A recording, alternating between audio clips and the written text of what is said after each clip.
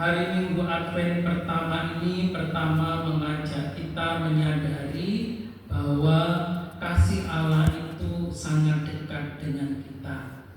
Tuhan tidak menghendaki kesengsaraan, Tuhan tidak menghendaki penderitaan, Tuhan menghendaki kemakmuran, kesejahteraan, keselamatan, dan kebangkitan. Kalau manusia sering merusak alam, itu nyata-nyata terjadi di Sumatera, ya. Apakah Tuhan yang merusak alam? Bukan. Tuhan menciptakan, menumbuhkan manusia yang merusak. Itulah, dan manusia juga yang menanggung akibatnya. Saudara-saudari yang terkasih, masa Advent ini menumbuhkan pengharapan bahwa penderitaan itu pasti terjadi. Tetapi di tengah-tengah penderitaan Tuhan memberikan harapan.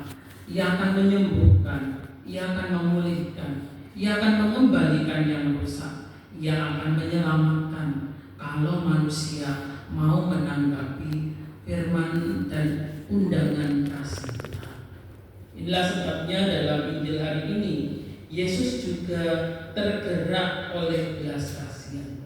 Jadi Allah ini tergerak untuk berbelas kasih pada manusia.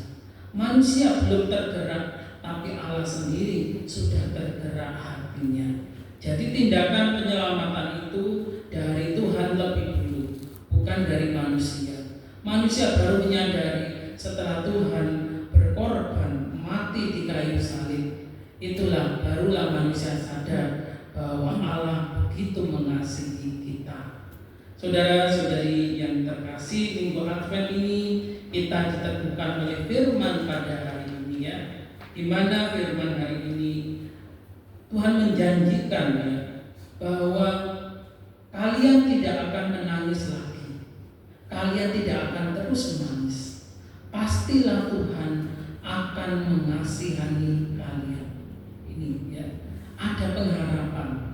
Kalau kalian percaya, kalian mengandalkan Tuhan, pasti air matamu akan dihapus olehnya. Juga dalam bacaan firman Injil hari ini juga jelas, begitu banyak kelemahan dilenyapkan, penyakit dilenyapkan. Yesus bahkan memberitakan kabar gembira bahwa Allah mau mendatangi umatnya, menghalau kegelapan, dan membangkitkan yang mati. Inilah saudara-saudari kita, ketika kita berdevosi pada hati kudus Yesus, kita menjadi ingat sadar bahwa dari hati Yesus yang tergerak oleh belas kasihan, meluaplah disitulah bahwa mereka yang tertekan, yang menderita, yang terabaikan akan merasakan penghiburan dan kekuatan Tuhan. Sekarang ini banyak sekali bantuan-bantuan yang masuk, ya. Bahkan saya pernah mendirikan komunitas, waktu saya di luar negeri itu saya buat komunitas lewat WA orang-orang Indonesia yang di Eropa, di luar negeri. Itu ada beberapa, mungkin ada 100 kakak di sana, dan mereka tergerak untuk menyumbang ketika ada bencana.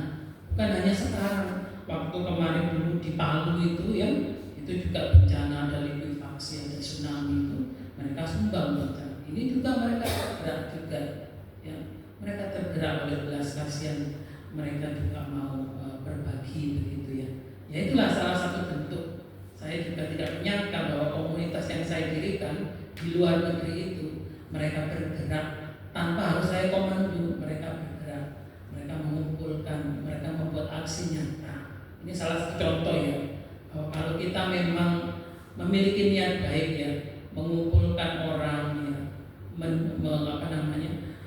membimbing orang itu juga akan pasti akan berbalik berbuah kebaikan untuk kita.